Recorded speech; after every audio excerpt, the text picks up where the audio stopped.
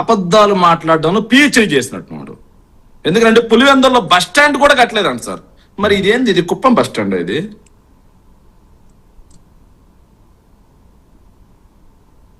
Kuppam bus stand, ఇది కళ్ళు కాకులు ఎత్తుకుపోతే కనిపించవు, కళ్ళు మనకు నెత్తి మీద ఉంటే కనిపిస్తాయి. కుప్పంలో బస్ స్టాండ్ చూసుకోమను, 4వ ముఖ్యమంత్రి సిగ్గుపడాల్సి వస్తుంది. తలకాయ ఆడబెట్టుకోవాలి, అర్థమవుతుందా? ఇది కుప్పం బస్ స్టాండ్ కాదు, ఇది పులివెందుల బస్ స్టాండ్. పులివెందుల గారు ఒకసారి ఎట్లుందో చూపిస్తాను నేను తీసుకెళ్లి. కుప్పంలో బస్ స్టాండ్ చూసినప్పుడు పోయి, మీ చిత్తూరు జిల్లానే, ఉమ్మడి చిత్తూరు జిల్లా, పందులు తిరుగుతా ఉన్నాయి ఆ బస్ స్టాండ్ లో, నేను పోయి వచ్చా. సో అబద్ధాలు ఎవరు మాట్లాడుతున్నారనడానికి ఇది మొట్టమొదటి సాక్ష్యం అండి. శేఖర్ రెడ్డి గారు, సరే ఇప్పుడు అబద్ధాల నిజాల గురించి మాట్లాడుకునే కంటే కూడా మనం జనరల్ గా ఎక్కడ ఏది జరిగినా రాష్ట్రానికి మంచి జరిగితే మంచిదే. అది కుప్పమా పులివెందుల అది సరే, ఇవన్నీ మనం పక్కన పెట్టుకుంటే ఇవన్నీ కూడా మనకి అలా కాదండి. వాళ్ళు మాట్లాడినప్పుడు మీరు ఖండించాల్సి ఉంది సార్. కుప్పంలో బస్ స్టాండ్, పులివెందులో బస్ స్టాండ్ కట్టారండి జగన్మోహన్ రెడ్డి గారు, మీరు అబద్ధాలు ఆడకుండా ఉండాల్సిందని మీరు ఖండించుంటే నాకు ఈ పరిస్థితి వచ్చేది కాదు. ఒక్క నిమిషం సార్. సో ఏదైతే ఎర్ర బస్సు కూడా రాలేదు, ఎయిర్ బస్సు ఎట్లా వస్తుంది అని చెప్పి జగన్మోహన్ రెడ్డి గారు మాట్లాడినట్టుగా వీళ్ళు సోషల్ మీడియాలో కట్ అండ్ పేస్ట్లు. నేను ఆఖరికి ఏది సభ సాక్షిగా మీరేదో ఎయిర్పోర్ట్ ఓపెన్ చేసుకోండి, మీరేదో రాష్ట్రానికి చేస్తున్నామని చెప్పుకోండి, మీరు కాంతి కూడా మీదే అని చెప్పుకోండి, అంతవరకు ఓకే. కానీ అక్కడ కూడా దుష్ప్రచారమా? సో ప్రజలు నవ్వుకుంటున్నారనే కనీస ఇంగితం ఉండదా? అసలు ఆ మాట మాట్లాడింది ఎవరు? ఒకసారి వినండి సార్ దయచేసి. I can listen. ఒక్క నిమిషం అండి. ఎన్ని ఎకరాల భూమి ఉంది తల్లి నీకు? మాకు 2 ఎకరాలు ఉంది సార్. 2 ఎకరాల భూమి ఉంది నీకు. పరిస్థితి ఏమిటి తల్లి ఇప్పుడు? మేమిద్దరు ఆడపిల్లలు, ఒక తమ్ముడు. 2 ఆడపిల్లలు, ఒక తమ్ముడు. కానీ మేము చదువుకోవడానికి కూడా ఎర్ర బస్సు లేని ఈ ఊర్లో ఎయిర్పోర్ట్ ఎందుకు సార్? చదువుకుంటా మా గ్రామానికి ఎర్ర బస్సు కూడా లేదు. ఎర్ర బస్సు కూడా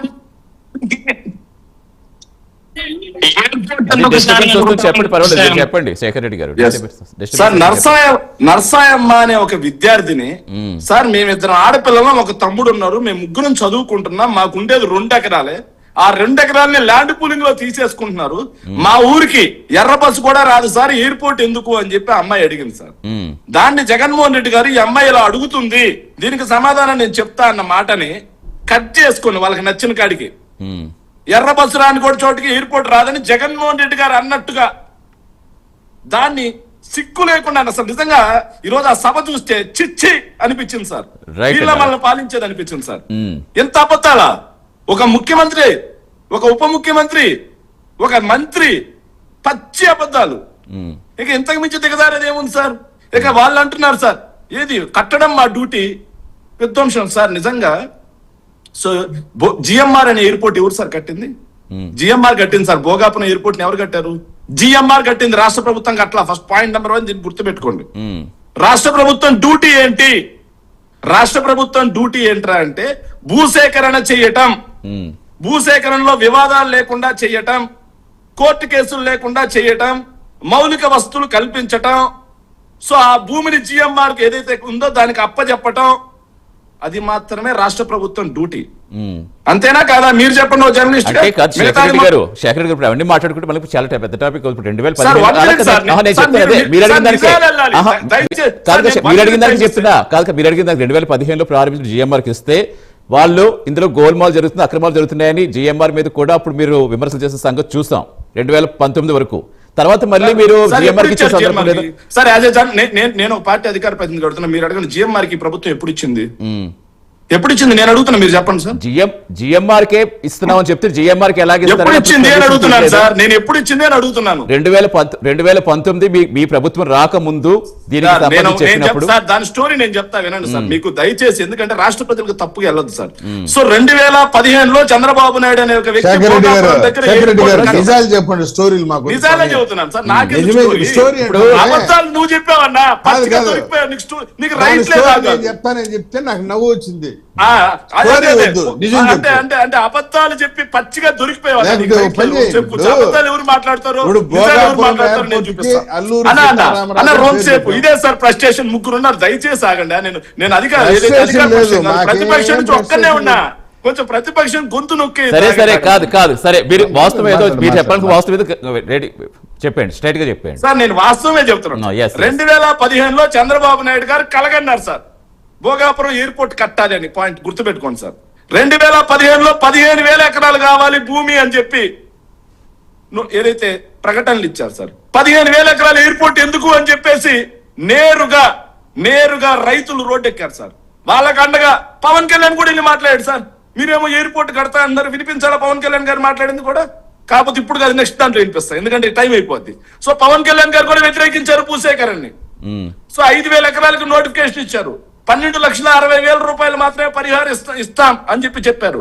జరాయితీ భూమికి మాత్రమే ఇస్తాం అని చెప్పారు. అసైన్డ్ భూములకి ఇస్తామని చెప్పలేదు చంద్రబాబు నాయుడు గారి ప్రభుత్వం. ల్యాండ్ పూజ ఏదైతే 136 కేసులు పెండింగ్ లో ఉన్నాయి. రైతులు ఎక్కడికి వెళ్ళారు, హైకోర్టుకి వెళ్ళారు, సుప్రీంకోర్టుకి వెళ్ళారు, ఎన్జిటికి వెళ్ళారు. రైతులు భూములు ఇవ్వకుండా ఎక్కడా భూసేకరణ పూర్తవల. కేవలం 143 కోట్ల రూపాయలు మాత్రమే అకార్డింగ్ టు బడ్జెట్ ఆడిట్స్ మొత్తం చూస్తే.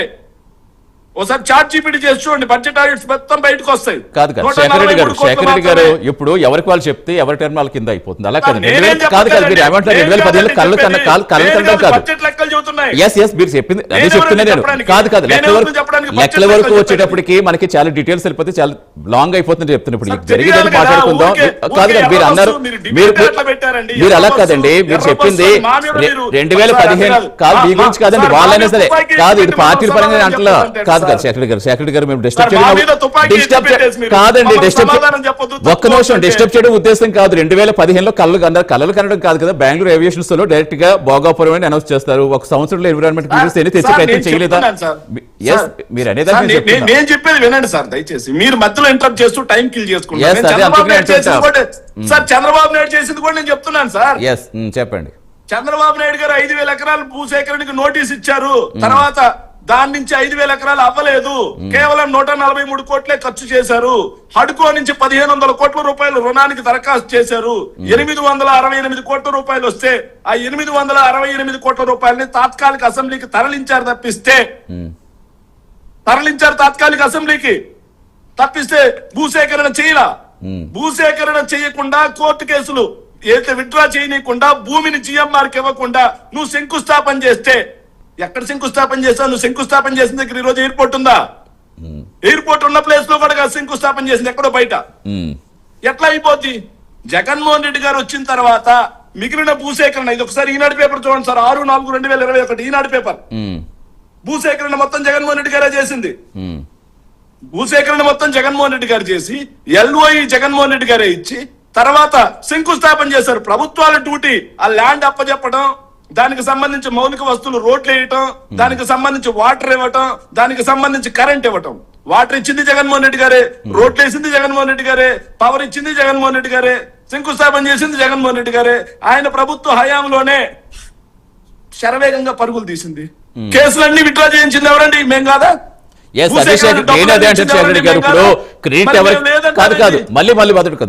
ఎవరికంటే అలా కాదండి. 2024 ఇప్పుడు వచ్చాక స్టార్ట్ చేస్తారు. 36 నెలలు కావాలన్నారు, 31 నెలలు పూర్తి చేస్తారన్నారు. మీరు కూడా అప్పుడే పూర్తి చేస్తుంటే మీరే ప్రారంభించేవారు కదా, ఎందుకు ఆలస్యమైంది మరి? సార్ నేను చెప్తున్నాను సార్, భూసేకరణ పూర్తి కాకుండా ఎయిర్పోర్ట్ ఎట్లా స్టార్ట్ చేస్తారు? నేను అడుగుతున్నా. ఒక నేషనల్ హైవే మీరు చూసుకోండి సార్, ఎన్ని చోట్ల నేషనల్ హైవేల మధ్యలో ఆగిపోయి ఉన్నాయి. రైట్. భూసేకరణ ప్రాబ్లం. భూసేకరణ ఫినిష్ చేసి, భూసేకరణ పూర్తి చేసి, కోర్టు కేసులు క్లియర్ చేసి, వాటర్ అనుమతులు, పర్యావరణ అనుమతులు, అదే విధంగా ఎలక్ట్రిసిటీ కూడా, దానికి తోడుగా మౌలిక వస్తువులు 1,200 కోట్ల రూపాయలు వైఎస్ఆర్సీపీ ఖర్చు చేసిన దాని మీద. కావాలి అంటే బడ్జెట్ ప్రతులు, ఏ బడ్జెట్ లో ఎంత కేటాయించారు, నిధులు ఎంత ఖర్చు చేశారు, వాల్యూమ్ నెంబర్స్ తో సహా నేను షో చేయగలను. సో నెంబర్ ఫైనాన్స్ డిపార్ట్మెంట్ నుంచి భూసేకరణకి ఏ సంవత్సరం ఎంత ఇచ్చారో నేను షో చేయగలను. I can challenge. కాదు సార్, ఎవిడెన్స్ లేకుండా మాట్లాడను. కానీ నేను అంటున్నాను సార్, చంద్రబాబు నాయుడు గారు కలగన్నారు, కానీ ఆయన భూసేకరణ పూర్తి చేయకుండా ఒక్క టెంకాయ కొట్టిపోతే అయిపోయినట్టేనా ప్రాజెక్టు? ఇంకా మేమేం చేయలేదా? మేము చేసిన తర్వాత 2020 అలా కాదు శేఖర్ గారు, ఇది కాదు, ఇది కాదు ఇది వైసీపీ పార్టీ డబ్బో, టీడీపీ పార్టీ డబ్బో, జనసేన పార్టీ డబ్బో కాదు కదండి. ఒకటి ఇప్పుడు ఒక ప్రభుత్వంలో ప్రారంభించింది ఇంకో ప్రభుత్వంలో కంప్లీట్ చేయడం తప్పు కాదు కదా. కాదు కదా, ఇది వాదనలా ఉంటుంది. ఎస్ శేఖర్ రెడ్డి గారు, ఇది వాదనలా ఉంటుంది. కాదు, నేను అనేది ఇప్పుడు శంషాబాద్ ఎయిర్పోర్ట్ విషయానికి వస్తే 2004 చంద్రబాబు హయాంలో ప్రారంభించారని చెప్పారు. తర్వాత దాన్ని కంటిన్యూ చేయడం రాజశేఖర రెడ్డి గారు స్టార్ట్ చేస్తారు కదా. నేను అనేది అలా కాదండి, జనరల్ గా ఒక ప్రభుత్వంలో ప్రారంభించింది ఇంకో ప్రభుత్వంలో కంటిన్యూ చేయకూడదు అని అడుగుతున్నా. నిజాలు మాట్లాడండి. నేను అదే చెప్తాను. మీడియా హౌస్ ఎప్పుడు కూడా స్లాటర్ హౌస్. ఎస్ శేఖర్ గారు నేను చెప్పేది ఒక నిమిషం అలాగట్లేదు. నేను ఒక ప్రభుత్వంలో స్టార్ట్ చేసింది ఒక్క ఎకరం భూసేకరణ చేశాడా, కనీసం శంకుస్థాపన చేశాడా చంద్రబాబు? ఎస్ సరే అడుగుదా, అదే నేను అనేది అది కాదు. ఇప్పుడు మీ ప్రభుత్వంలో సరే, మీ ప్రభుత్వంలో ప్రారంభించారు, మీ ప్రభుత్వంలో శంకుస్థాపన చేశారనుకోండి, ఈ ప్రభుత్వం వచ్చాక కంటిన్యూ చేయకపోతే తప్పే. అది టీడీపీ అని ఇంకొకరు సరే తప్పు కదా. అది నేను చెప్పేది, అది ఎవరి కోసం, రాష్ట్రం కోసం చేస్తున్నారా, లేకపోతే కేవలం ఇప్పుడు వీళ్ళు ప్రారంభించారు కాబట్టి కూటమి వాళ్ళే ఇందులో ఫైనాన్షియల్ ఉంటుందా? తప్పు కదా అంటున్నా నేను. చేసింది మేమైతే మేము చేయలేదు అని చెప్పి అబద్ధాలు నిందలు వేయడం తప్పు కదా అని అడుగుతున్నాను. ఎస్ అండి, అదే శేఖర్ గారు, జనాలు గమనిస్తారు కదా. సరే మీరు చేశారు, మీరు చెప్తున్నారు, జనాలు గమనిస్తారు కదా. దానికి అంత కాదు, ఉత్తరాంధ్ర అభివృద్ధి కోసం అందరూ కూడా కష్టపడుతున్నారు, అందరూ కూడా ఇప్పటి నుంచి దాని మీద. 1 మినిట్ సార్, శంకుస్థాపనల గురించి మాట్లాడితే మోసాల బాబు పలకాల భాగవతం గురించి నేను చెబితే 2 గంటల సేపు మాట్లాడతా చంద్రబాబు నాయుడు. ఎస్ అదే అంటుంటే అది కాదు. ఇప్పుడు ఎస్ ఉత్తరాంధ్ర సరే మీరు భోగపురం ఎయిర్పోర్ట్ స్వాగతిస్తారు కదా. కాదు కదా, స్వాగతిస్తున్నారు కదా, భోగపురం ఎయిర్పోర్ట్ స్వాగతిస్తున్నారు. క్రెడిట్ ఎందుకంటే అదే క్రెడిట్ కూడా పక్కన పెడదాం. అక్కడ ఉత్తరాంధ్ర అభివృద్ధి జరుగుతుంది అంటే అందరూ వెల్కమ్ చెప్పి అదే చెప్తుంటా, అందరూ వెల్కమ్